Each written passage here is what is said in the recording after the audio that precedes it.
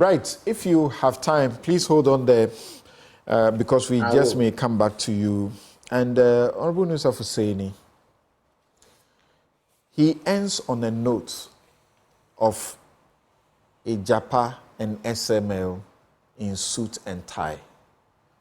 Is that suspicion of state capture by people in government and seeking to benefit even if it happened that they left government, is it fair? Or I'm asking the wrong person? Well, thank you, Samson, thank you for having me this morning. And I should thank Bright and all the civil society organizations, and particularly the Fourth Estate, for doing a comprehensive expose on the SML and other matters.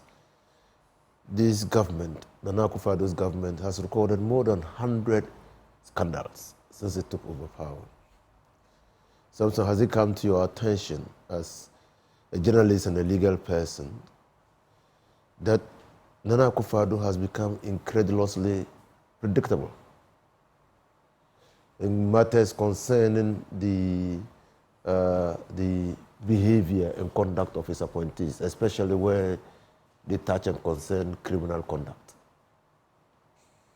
When he appointed KPMG to do this analysis of the contract and investigate into the circumstances surrounding the award of the contract to SML, many people raised suspicion because of the potential conflict of interest situation in which KPMG was going to find itself. Many other people said that the president will whitewash the report if it was damning. He hasn't done that, has he? Yes. He has not. You have not seen the report, have you?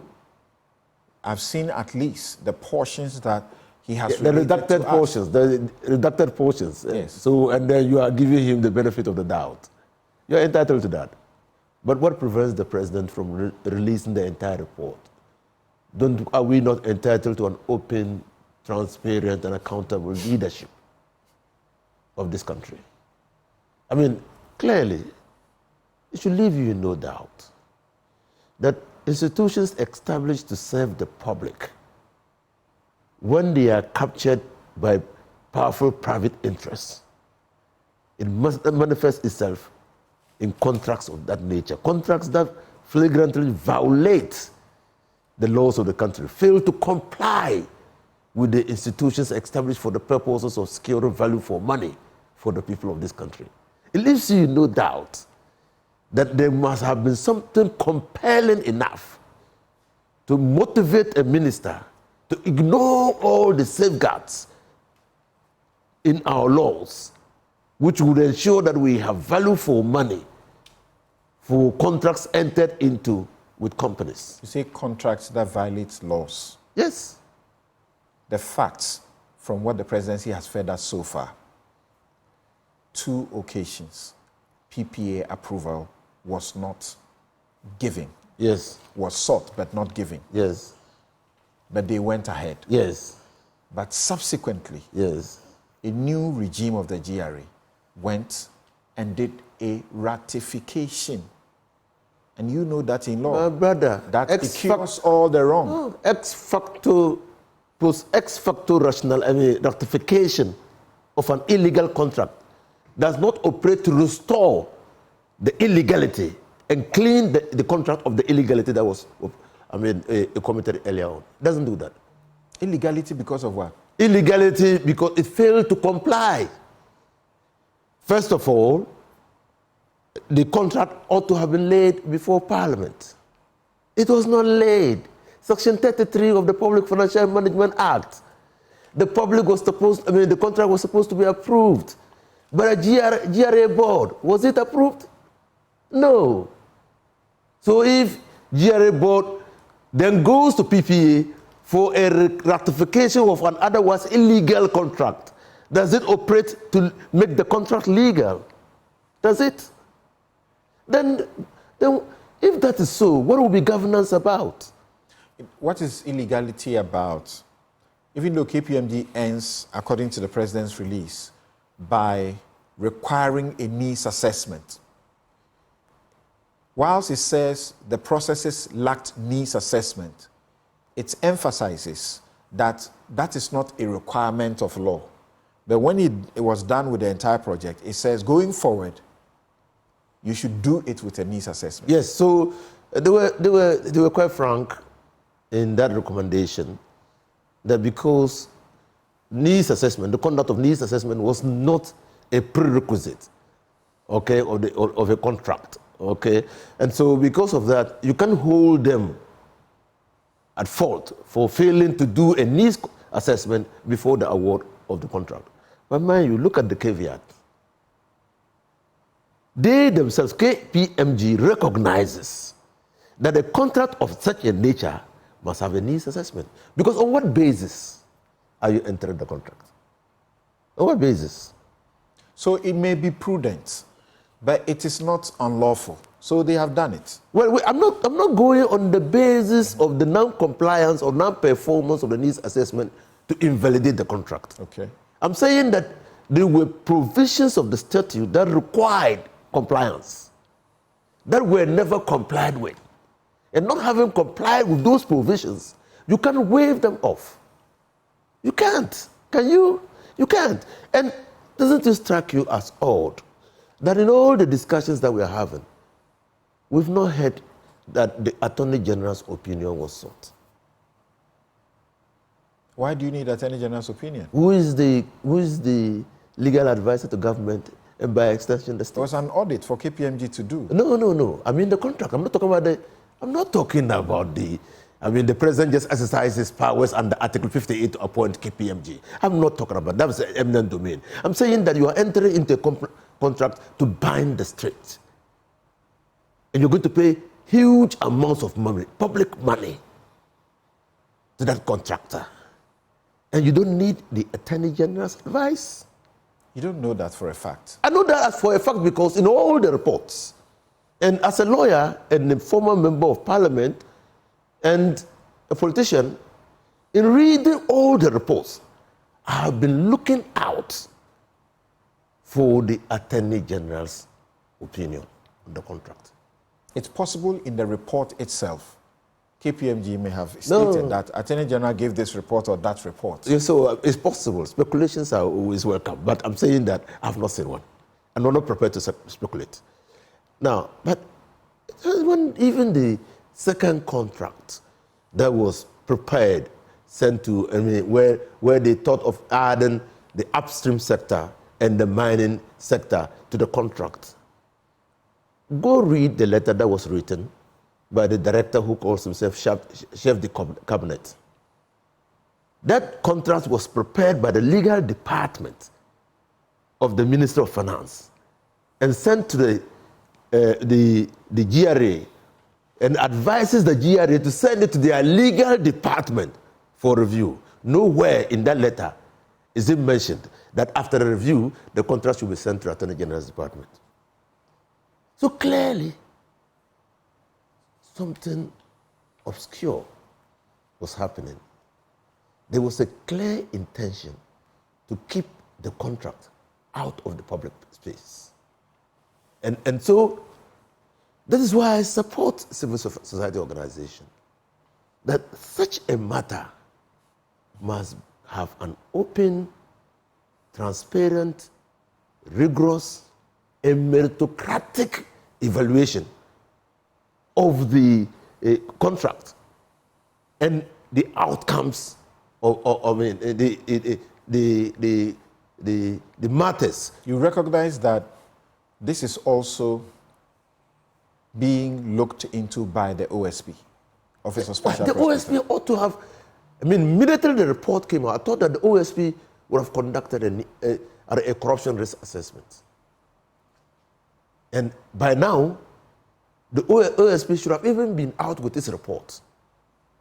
Because Christian Soti, who is the MD of SML, was the controller of this country. Controller and Accountant General of this country between the years 2005 to 2009. 9. He was. Now, in between 2017 to 2019, he was the technical advisor to the Customs Ghana Revenue Authority. Commissioner General. Commissioner General. And so, on what basis would such a person who haven't occupied those offices now transition into SML, which is providing critical service, in their opinion, We may all be asking questions about this, but what exactly is wrong about it? That he has been your Controller and Accountant General, and I suppose he still is a board member of the Internal Audit Agency.